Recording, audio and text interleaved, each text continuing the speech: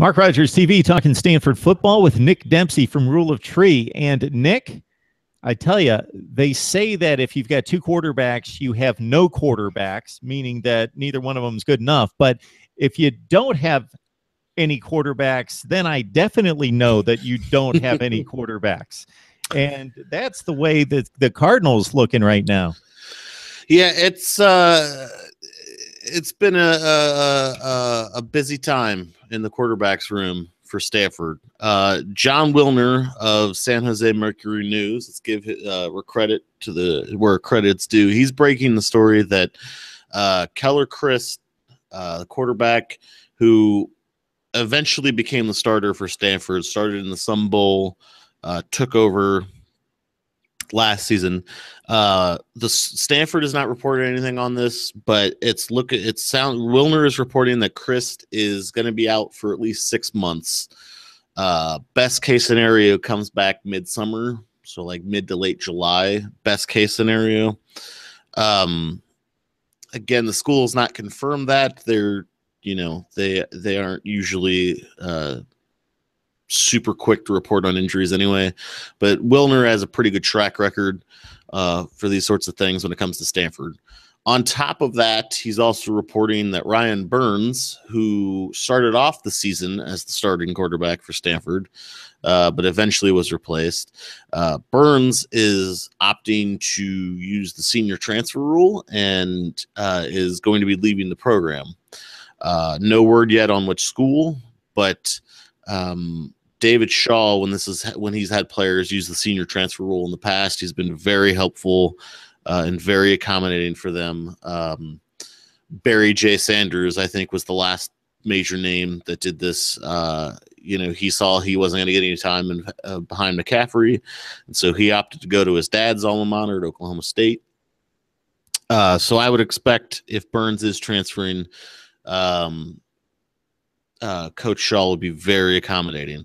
So this time last year, we were talking Burns, Chryst, who's going to take over, and right now, neither one of them. Chryst, if and when he comes back and is healthy, you would think will take the starting job eventually, but you've got spring practice, you got summer workouts, and all those off-season things where you're not going to have Burns or Chryst. Now, that leaves basically KJ Costello, who highly touted quarterback, was a freshman last year. I do believe he redshirted. So he'll probably be a redshirt freshman coming in this year. He's going to be the one taking the main snaps in spring ball and summer workouts, and quite possibly through fall camp as well. If Chryst doesn't come back, if everything doesn't go according to plan for Chryst and he's not back by, say, early August, late July, or if he's not at 100%, Costello could be taking the reps here. So compounding that is that Stanford is actually trying to start their season a week early by going to Australia to play Rice, like the 3rd or 4th week of August instead of the 1st week of September when everyone else starts. So that's not going to leave a lot of time for Chryst. Even if everything goes according to plan for his recovery, he's not going to have a lot of time to prepare for his first game. So right now, they're a little thin on quarterback, and further compounding that problem is that they just lost Christian McCaffrey. He's going to the NFL. They've got Bryce Love, and that's great, but so your running game is, probably fine, but you don't know. And then you've also got your offensive line was not good last year. This in 2016, not good at all, and that was a huge problem for them. So you've got a young kid who typically Shaw does not start quarterbacks that young. You've got an offensive line that should be better, but you have no idea, and you just lost one of the best running backs in the country to the NFL. So a lot of question marks for that Stanford offense right now. You hope KJ Costello is as good as advertised when he was recruited, but there's some concerning things happening right now for Stanford on the offensive side of the ball for sure. Chryst only threw a handful of passes the first 6 weeks of the season, saw his first significant playing time against Arizona State, only hit on 56% of his passes, a little low considering the standards for today's college football players, but 10-2 touchdown to pick ratio. So he played rather well in that regard. Ryan Burns, 61%, 5 touchdowns, 7 picks. Davis Mills out of Georgia. Looks like he's coming into the fold, Nick. Top 5 rated quarterback, number 4 according to ESPN. Some services have him rated even higher than that, but you gotta think that it's going to be difficult for him to get ready. Yeah, it's something Shaw rarely, almost. In fact, I don't think he ever has started someone that young. Even Kevin Hogan, who felt like he was the starter at Stanford forever, did not get in that early. So Davis Mills, if he's going to get into the mix, is going to have to do something right out of the gate, incredibly amazing at the start of fall camp. And I don't see that happening. It could, but he's got a lot of inertia to overcome with Shaw, and he's going to have to figure out the most complicated offensive playbook in all of college football. He's going to have to learn that pretty quick and have it mastered if he's going to get into the mix. But odds are he'll probably redshirt, although that also depends on how well Chryst comes along. If Chryst can't come back in, then he might not redshirt. So you might have redshirt freshman Costello starting and true freshman Mills right behind him.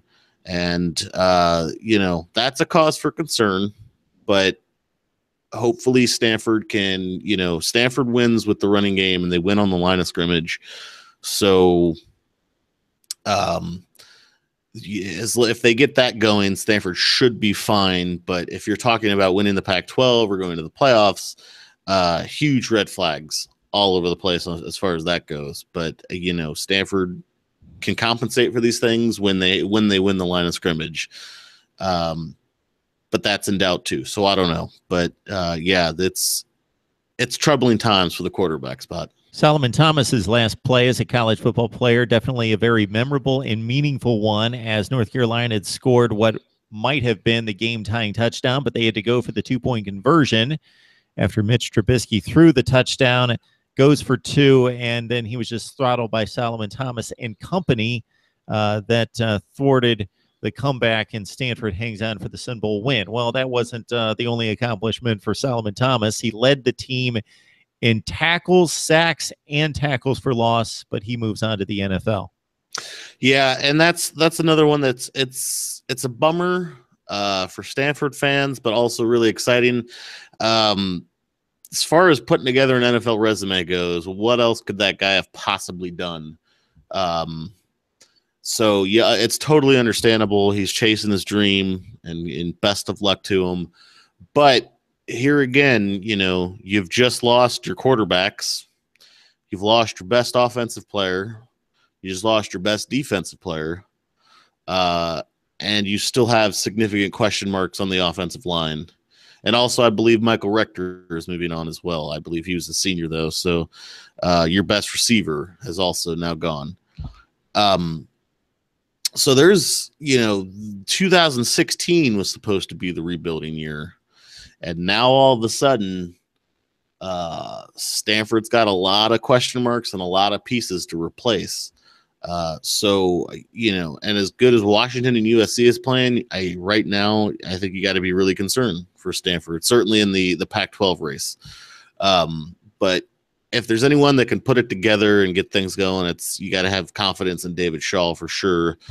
But he's going to be working with a young quarterback, and that doesn't always go well with David Shaw. So we'll see. But if it's one thing that'll step up, it's that somebody else will on that defensive line will cause plenty of problems for opposing offenses. So that's not as concerning, but it's going to be tough to replace Salomon Thomas because he's just that good. And the current recruiting class for any program can't be counted upon for frontline players, usually as backups. A couple guys will jump out and get significant playing time. And right now, Stanford with just 9 commits and roughly the 35th rated class, depending on your service. And that's typical of Stanford. That's not, that would sound alarms at places like Tuscaloosa and Columbus, but at Stanford, they take the 35th rated class and they do quite well with it. So this should be no different. And with Stanford, the biggest hurdle is not necessarily the recruiting or getting guys commit. It's getting them accepted into Stanford. And that takes some time, because if you are capable of playing elite college football and capable academically of getting into Stanford, who else is going to give you the best of both worlds? The problem is they got to wait for the admissions to come in and say, yeah, this guy can go to Stanford. We'll let him in. Once those start rolling in, then more commits will start flooding in. You'll also see a lot of decommits late for the same reason, because they thought they were going to get in and it turns out they didn't. And now they got to go look elsewhere. So Stanford always has a lot of activity late, but they usually get it locked in day or two ahead of National Signing Day. So the actual day, they won't have a lot of drama, but between now and the next 3 weeks, there's going to be a lot of news coming out of Stanford, late decommits, late commits. So stay tuned, because there's going to be a ton of names flying around and drama, but it's one of those times where you don't really care what a university's admission board does. But man, you got people who cover Stanford recruiting. They've got inside sources on the admissions board. Oh, this 4-star guy, I don't know about his SAT scores. They didn't come in very strong, so we'll have to see. It's a very uniquely Stanford thing, and it's definitely not something you get at Tuscaloosa or Columbus. No offense to those programs, but I don't think anybody cares about Jalen Hurts' SAT scores. Just saying. Well, it's certainly a collective IQ that rates with the best in the country from a football standpoint. Stanford, very unique in that case, as you allude to. David Shaw is going to have to be using his brain to figure out the quarterback situation, definitely, and figuring things out rather quickly as we head towards spring. Nick Dempsey from Rule of Tree breaking down Stanford's situation as we head toward National Signing Day. Thanks, Nick.